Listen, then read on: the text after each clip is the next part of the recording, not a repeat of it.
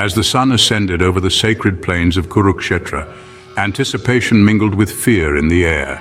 The blind king Dhritarashtra turned to his divine-imbued charioteer Sanjay, demanding insight into the unfolding battle.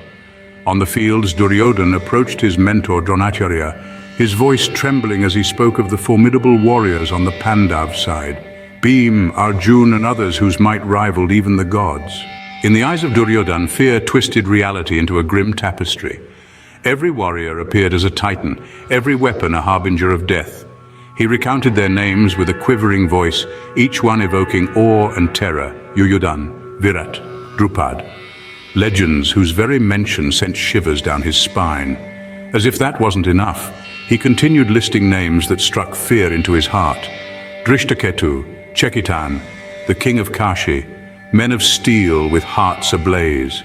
Yet courage was not a trait exclusive to one side alone. It awaited on both ends of the battlefield, beckoning to those brave enough to heed its call. Victory whispered its promises to those willing to listen amidst the chaos and dread. This was more than just a clash of armies. It was a crucible of strength and character that would shape the destiny of all involved. As tension mounted, Dhritarashtra's impatience grew, demanding knowledge of the cower of generals.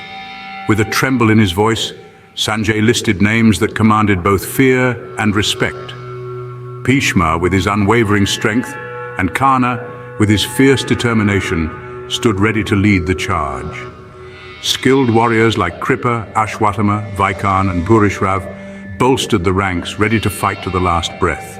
As grandsire Bhishma assumed command, the sheer might of the Kaurav army was unveiled, dwarfing the seemingly feeble Pandava forces under Bhim's leadership. Duryodhana urged his generals to stay close to Bhishma, recognizing him as their best chance at victory.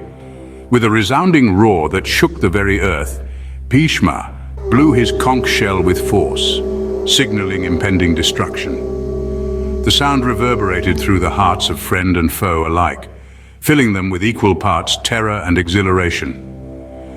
As the battle unfolded, it became evident that this was no ordinary conflict. It was a war of epic proportions. In the midst of the chaotic din on the battlefield, a deafening roar echoed through the air as conch shells sounded from both sides. Each blast sent shivers down the spines of soldiers, instilling fear and dread. Amidst this cacophony, one powerful conch stood out, Krishna's Panchajanya, booming like thunder, a harbinger of the storm to come. As the armies braced for battle, adrenaline surged through their veins. And amidst it all stood Arjun, his bow drawn, the insignia of Hanuman fluttering fiercely on his chariot's flag. With determination etched on his face, he turned to Lord Krishna, his voice ringing with conviction. "Take me to the center of both armies, O infallible one, that I may behold my foes and those who stand with them in this great war." Without hesitation, Krishna maneuvered the chariot between the opposing forces. As Arjun laid eyes on his adversaries, a surge of anger and righteous fury coursed through him. The time had come to fulfill his duty, to vanquish those who threatened his kin and kingdom. Arjun's heart pounded as he stood between the two armies, his loved ones on one side, his enemies on the other. Every familiar face, fathers, grandfathers, teachers, uncles, brothers, cousins, sons, nephews, friends, and well-wishers, stared back at him. The weight of their expectations and affection bore down on him, his body trembling with compassion and grief. The mighty Gandiv bow in his hand felt heavy as he looked upon those he must fight. Doubt and despair gnawed at his resolve as he struggled to comprehend. With each passing moment, his conviction wavered until he could stand it no longer. "Janardhan," he cried, "how can I raise arms against my own blood? What victory is worth the lives of those I hold dear? A kingdom means naught if bought with the blood of kin." Tears welled in his eyes as Arjun beseeched guidance, knowing this battle would reshape destiny.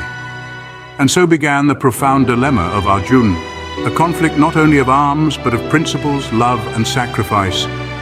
This first chapter shall forever be known as Arjun Vishad Yog, or Arjun's descent into grief.